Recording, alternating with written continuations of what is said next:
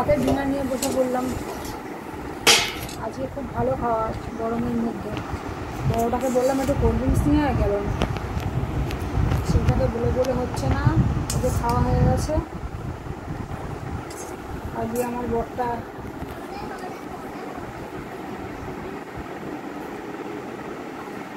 খেতে ইচ্ছা করছে না, তাও খেতে তো হবে, মাকে তো আর শোয়া যায় না। এইটুকু খাবার নিয়েই বসলাম।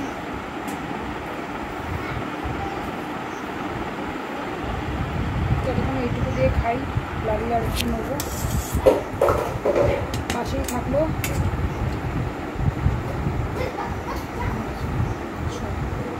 ছটা রুটি নিলাম, সেইটা ভালো লাগবে না, মনটাও ভালো লাগবে না।